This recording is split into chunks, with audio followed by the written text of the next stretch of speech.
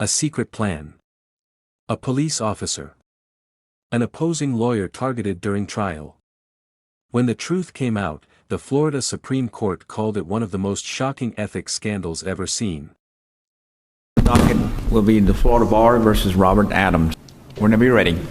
Mr. Chief Justice, and may it please the court, I'm William Jung, and I'm here with respondent Mr. Robert Adams. We're here on a very narrow grounds. The sole issue presented by our appeal is the finding of permanent disbarment.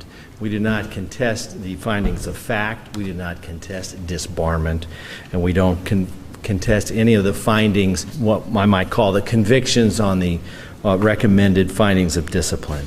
The issue presented here is simply whether permanent as opposed to non-permanent disbarment is appropriate. As Mr. Adams did below, he comes here and confesses his serious, egregious, ethical shortcomings. Well, wait a second. What do you say he did it below? I thought it went through a full hearing by the referee. Yes, it did. And I didn't think he only testified at the very end. So when did he confess how egregiously wrong the conduct was? Your Honor, I believe his direct testimony from the stand was that he has never committed such error in judgment in his 47 years on this planet Earth. Well, I would hope not. I have never, and you know, I don't profess to know everything about the law, but I have never encountered, and I've been in some rough situations, I have never encountered behavior like this, and calculated and planned behavior. This is not okay, I made a mistake. You know, I shouldn't have signed that check. This was a planned, even planned at one time, and it didn't reach fulfillment, and then did it again, or did it, and then even took the files, this law firm. Took the opposing lawyer's files in the briefcase, didn't they? Well, Mr. Adams wasn't specifically involved in that, but I'm not here, and he instructed me to come not to defend him or to venerate him. Well, yeah, but you're saying this is just some kind of simple circumstance.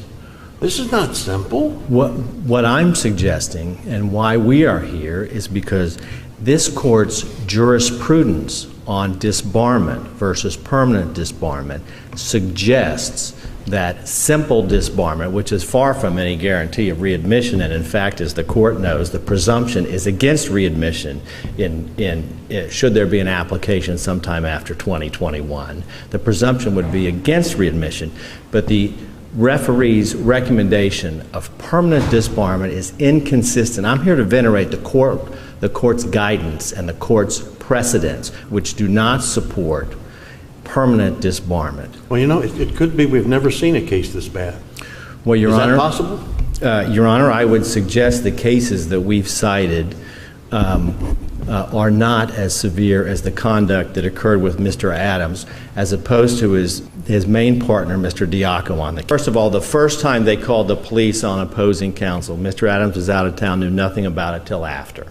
I don't believe Personius was involved in any way. She encountered opposing counsel perchance in a bar, and then she called Mr. Adams. Mr. Adams spoke to Diaco, who said, call Filth out. Filth out was friends, co-respondent and friends with the police officer. So he knew, I mean, again, there's no question, he was intimately involved with the setup to try to get this lawyer arrested. He was involved. And he knew the lawyer was a lawyer in a hotly contested case, right? Yes, disbarment not permanent to the referee. And that's why the bar, after discovery, said rehabilitative suspension to the referee because of Adams. When you say rehabilitative, what are you talking about? The bar agreed to a 91-day suspension for Mr. Adams. At what point? At conclusion of all discovery. But not before it went to trial. Then the referee said no. There was massive publicity caused primarily by Mr. Diaco's inflammatory statements. The referee said no. We went to trial.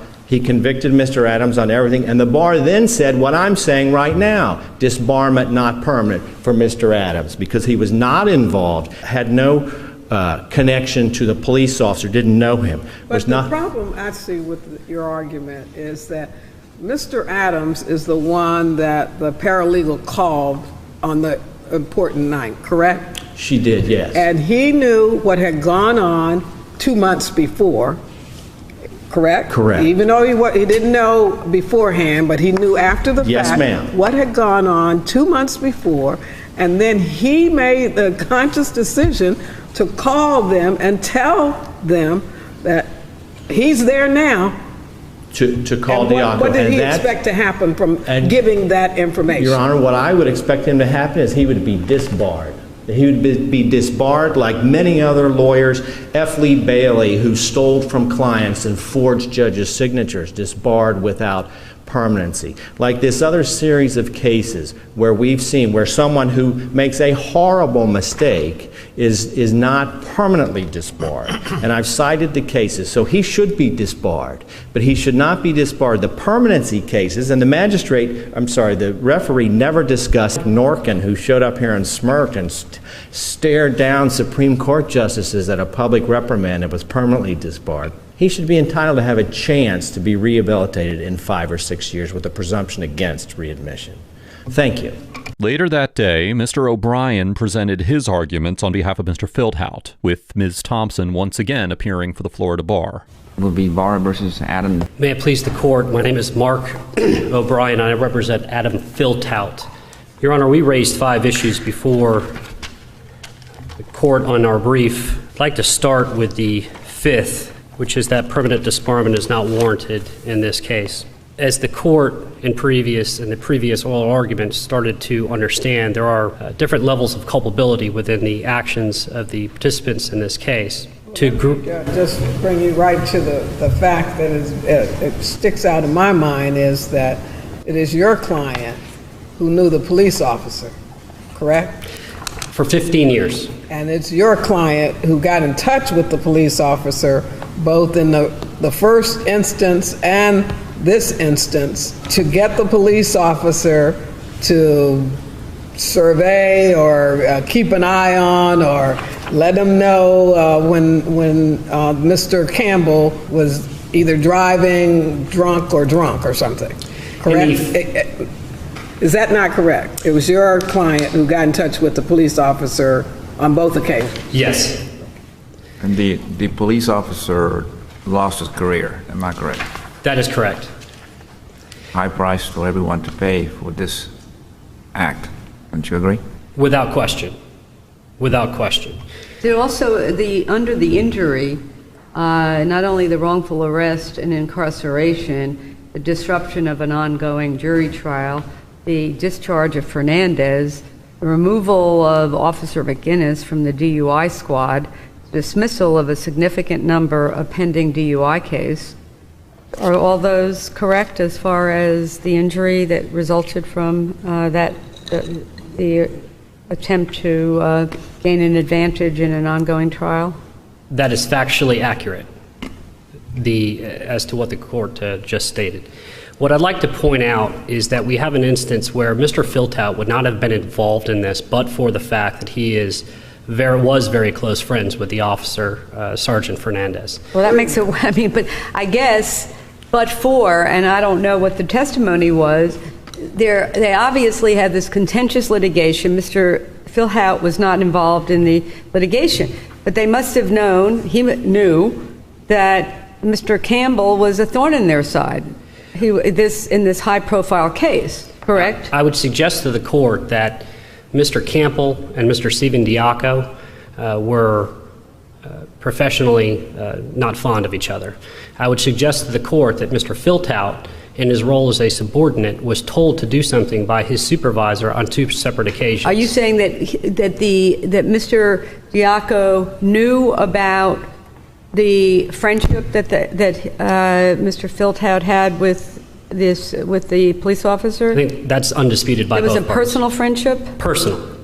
And it was Mr. Diaco that he instructed, so it wasn't Mr. Fieldhout's idea to try to entrap Mr. Campbell?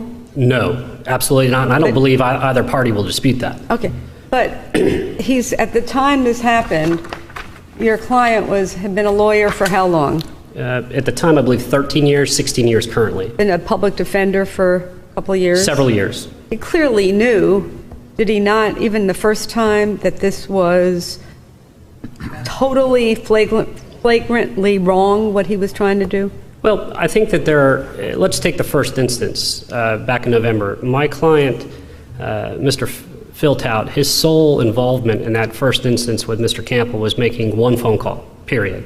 But the intent, what was the intent? Well, I can tell you on behalf of the respondent, his intent was as a citizen informer to... He didn't testify. How would we know what his intent was? Did he go around? Was he like a pal of Fernandez going around because he really had a thing against DUIs and trying to make sure that anybody that was in a bar, would not drive and drink? I mean, come on. Sergeant Fernandez testified that Mr. Filtout had given him tips on several occasions regarding drunk drivers. Now, Sergeant Fernandez did not testify at the trial. He invoked his Fifth Amendment right, but he had, as Bar Counsel stated in the previous oral argument, given additional earlier testimony in separate proceedings. It seems to me every lawyer takes an oath, correct, in this state? Yes. And every lawyer is at least charged with knowing the ethical rules, correct? Yes. And each lawyer has an obligation to protect his or her own license. Yes. Correct? And so whether Mr. Philpott was told by Mr. Adams or Mr. Diaco to do something unethical, he had to make the decision about whether or not he was going to participate in something unethical, didn't he? Yes. And so it seems to me the fact that it may not have been his idea, the fact that they knew he had this relationship with the police officer does not negate the fact that he chose to participate in a totally unethical scheme. And that's why I began with the fifth issue and not the first. The fifth issue is whether or not permanent disbarment is warranted. I would suggest to your honors, it is not when you look at the actions of each individual that evening, and more importantly, into the next day. Wasn't he also a part of all the texting and things that went on that night? I mean, I thought there was like 17 or 18, maybe even 19 different texts between the paralegal and your client. Judge, I would submit to the court that there were more. But I think it's important to point out when you talk about the text messaging and the phone conversations between Mr. Filtout and his best friend at the time, Sergeant Fernandez has previously testified under oath that a large majority of that conversations related to totally innocuous conversations about paintball, their children, there's a godfather relationship. That because what happened to your client's cell phone? I'll tell you exactly. I'll echo Mr. Jung. What happened is Mr. Diaco hired a third-party lawyer, Lee Gunn. Lee Gunn took possession of all of those cell phones, and that's the extent of the respondent's knowledge of his cell phone. He was ordered to give his cell phone to Stephen Diaco, who then provided all of the cell phones, including the respondents, Ms. Personius, Mr. Adams, to Lee Gunn. And that was done, I believe, at the direct consequence of Judge Arnold's litigation or the Clem Schnitt litigation due to the spoliation letter that Shoemaker Loop served on Adams and Diaco. And that's important to note that Mr. Filtout is often described in the media accounts and even in this trial as a partner. He's not. He is, for lack of a better term, an associate attorney. He is a non-equity partner. I'm not sure for this situation that matters. And I know we'll look at your other issues, but was he at all involved in the briefcase? Zero. Okay. Not involved in any of the public statements? Zero. Okay. And was the bar has brought up additional aggravation with a PIP lawsuit in Miami. Anything on that? Zero involvement. No other prior disciplinary proceedings? In 16 years, he has zero other, and it's important to note that he was a public defender, which when you serve in the criminal justice aspect of being a lawyer, especially in the public defender, you're often dealt with unhappy clients. My client has never, ever faced any disciplinary proceeding as a result of any of his years, 16 years as being a lawyer, which I think is very important. Phone. The trial judge determined that at trial, both respondent, Diaco, and respondent, Filthout refused to answer any questions about the destruction of their cell phone messages and are subject to the adverse inference that they too have deliberately destroyed them.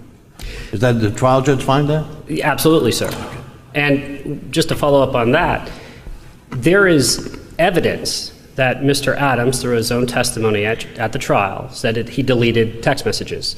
There is evidence through Melissa Personius' own testimony at a separate proceeding that she deleted text messages. There is evidence that Mr. Diaco took those phones and gave them to Attorney Lee Gunn.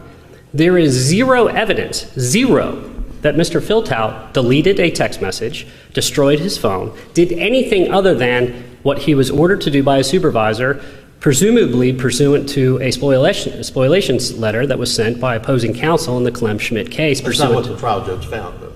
I don't believe there's any evidence to support, Your Honor, that Mr. That finding Filthout... by the trial judge. I'm sorry? The finding of the trial judge. Yes. All right. And I say that respectfully. You're into Is that your... an issue here? I'm sorry? Is that an issue here? Is that one of the issues that you've raised, that there was no... It is.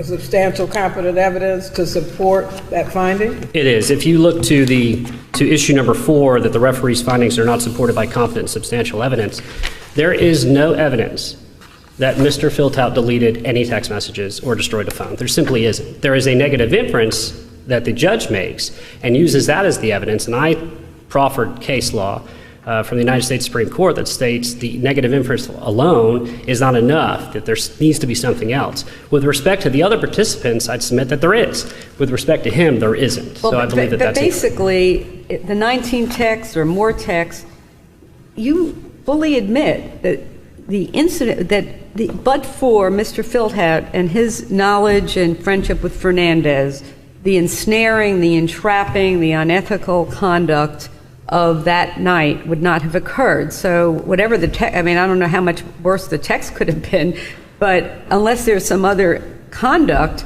I'm not sure what the additional negative inference is from the text messages. So I guess I'm sort of as a semi-friendly question. What did the judge draw as a result of finding that he had destroyed his cell phone? Well, the judge ruled two different things. Number one, that he conspired with other people, and then he ruled that Mr. Filthout covered up that conspiracy. And I just suggest to the court that there is zero evidence that he covered up any conspiracy. He didn't, because there's no evidence that he deleted text messages. There's no evidence that he destroyed a phone. In fact, to the contrary, there's evidence through Rob Adams' testimony at trial that Stephen Diaco took those phones and gave them to Lee Gunn.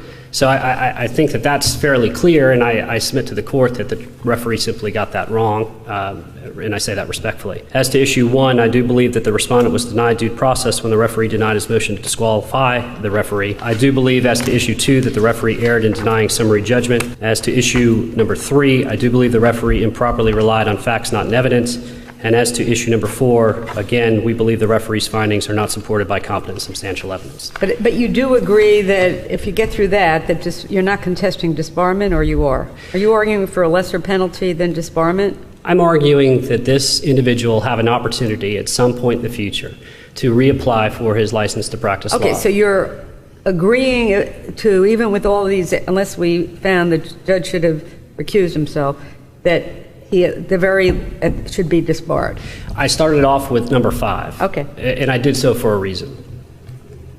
As the ingredient in this conspiracy that made it work. Without Mr. Filthout's personal, close friendship with the law enforcement officer who trusted him and didn't have a suspicion of what was going on, this would not have happened. Let me ask you, but here's my question, and it's, we've got one defendant, respondent, that's agreed to permanent disbarment. Another, and was involved in the briefcase incident, which is outrageous from my way of thinking, and also made public statements which revealed the motivation in this, and was involved in that lawsuit and was a partner. We have criminal cases, and you look and say at the end when they're sentencing, we got 3 defendants. Sometimes we talk in proportionality about equal culpability. I think in the eyes of the law, clearly he's equally culpable for what happened that night and the setting up. But the question is, in terms of the ultimate sanction, that everybody gets the ultimate sanction so that this will never happen again. The word is, it will never happen. But isn't there some distinction between what Mr. Diaco did as the partner involved in the litigation and Mr. Filthout, and if not, just, and again, I'm trying to understand that, and right now, appreciate the candor that everyone is agreeing their disbarment is appropriate. So could you explain why, you gave us some reasons for Mr. Adams, why for Mr. Filthout? Yes, Justice Pariente. Mr. Filthout never testified in this case. He had the opportunity to. He had the opportunity to even hear Mr. Adams' testimony, think about it overnight, and yet he still stood firm and refused to testify, to stick together with the co-defendants. Mr. Filthout should not be... Are we allowed to draw, because this was an ongoing, and I think that the exercise of his Fifth Amendment right, we can, based on that exercise, draw an adverse inference, that he's entitled to no mitigation. But what's the not testifying? Does that mean he's showing no remorse? What is the significance of that here? Yes, the significance to the bar is that if Mr. Filthout is allowed to have a lower sanction, he's being rewarded for failing to be forthcoming, to failing to have candor, to invoking his Fifth Amendment. He should not be rewarded for that behavior. There was a lot of aggravation, not just his personal relationship, dishonesty during the disciplinary proceeding. I guess the bottom line of this whole thing, where you have this groupthink, where this happened. What happened to the old maxim, a lawyer sees this happening and says, guys, I can't do this. This is wrong. I'm out of here. I mean, quit your job, whatever. I'm out of here. I'm not doing this. Whatever happened to that? I mean, I'm just wondering. Justice Labarge, I take it that that's not just a rhetorical question, but yes, that is exactly the point. All of these attorneys conspired together and committed these acts willingly, knowingly, intentionally for a bad purpose. Hearing is, well, this guy did this guy didn't do that, this guy talked, this other guy didn't. They're all in this together. And the whole purpose of the whole thing was to damage this other person's reputation, one way or the other, and in there somewhere there was some advantage that they thought they would gain from this. But again, something wrong, something bad, you're a lawyer. You took an oath.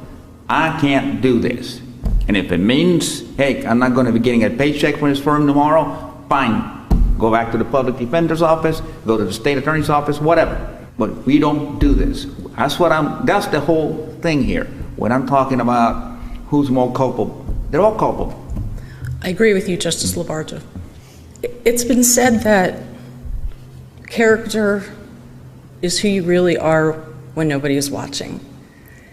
And in this case, the respondents, both Mr. Adams and Mr. Filthout, their conduct shows that they have bad character and they should not be allowed ever to practice law again. It's also said that character is who a person really is, but reputation is just who other people think the person is. And even though the respondents had put in as mitigation that they had character evidence in their reputation and the good deeds they had done, that is not enough to overcome the severity and the horrible nature of this, and anything less than permanent disbarment, I would argue to this court, will not be a sufficient deterrent to other attorneys to dissuade them from engaging in similar behavior. At one point, the Florida Bar felt that 91 days was enough to deter other attorneys from this type of behavior. After the trial was over and the respondent was found guilty, the Florida Bar felt that non-permanent disbarment was enough to deter attorneys from this type of behavior. Now, all of a sudden, it is permanent disbarment. I would suggest to the court, and Mr. Chief Justice, I will answer your question because I believe it's very important to you, and that is, an individual can be as guilty as someone else, but that doesn't mean that their punishment must be the same as someone else. There are different roles in the actions of multiple individuals. And because there are different roles, there are often meted out different punishments. Some are higher than others, some are lower than others. Look at, and I say this not to besmirch anyone, but you have Stephen Diaco over here with the trial bag and the statements to the media, and anything that he did that night, he was involved with everyone. He had contact with all the parties. Then you had Robert Adams, who falls below Mr. Diaco. And then at the far end of it, you probably have Mr. Matroni, who was determined by the Florida Bar to be acting at the direction of his supervisors. I'm not telling you that Mr. Filtout is right next to Mr. Matroni. I'm simply arguing that he's not close to Mr. Adams and Mr. Diaco. He's somewhere in the middle. And as a result, I think his punishment should be less than those two individuals. It's important to note that his only involvement in this is but for the fact that he knew Sergeant Fernandez. Don't you think that was known by the individuals in this case? Don't you think that there's a certain amount of manipulation that was done by Mr. Diaco with everyone involved? And you know, that's all well and good, but your client is a member of the Florida Bar and had been for over a decade at the time this took place. And he had, as the Chief Justice just said, he could have walked away from this, but he stayed in the mix twice, and I just don't see how he's not as culpable as the others. Madam Justice, I don't dispute that, which is why I'm not asking for a letter that goes in his file or a suspension of 10 days or even a suspension of 91 days. What I'm asking for is a punishment that essentially meets his involvement in the crime. I'm not talking about culpability. The reality is there's not an unlimited range of punishment. I mean, the worst we can give is the permanent disbarment. So the fact that someone did something worse and only can get permanent disbarment, that's just a kind of part of the structure of reality that we're faced with. Now, perhaps if something more could have been done, it would be done, and because there is an extra element of culpability. But we have limited tools available to us. So the question is, though, ultimately, for your client, is this sanction appropriate? And I would suggest to the court it's not, because what you have is, like as you said, a limited amount of options before the court. And if you're going to assign the worst punishment to the worst actor, that's appropriate. At that point, then you go below. It's like that in the criminal justice. See, I just don't buy the logic of that, because sometimes people that have been involved in may not be the most culpable are still eligible for the highest sanction that we have available. I don't follow the logic of what you're saying. And I understand that. I'm simply arguing to the court. I understand. It's an argument. It is our position that he is deserving of a less punishment than Stephen Diaco, and to the extent perhaps even Mr. Robert Adams. It also suggests to the court, just going back to the... You're well over. Oh, well, then I will suggest to the court I will sit down. 5 minutes there. Thank you. Thank you. Okay, the court's in recess. Thank you for your arguments. All right.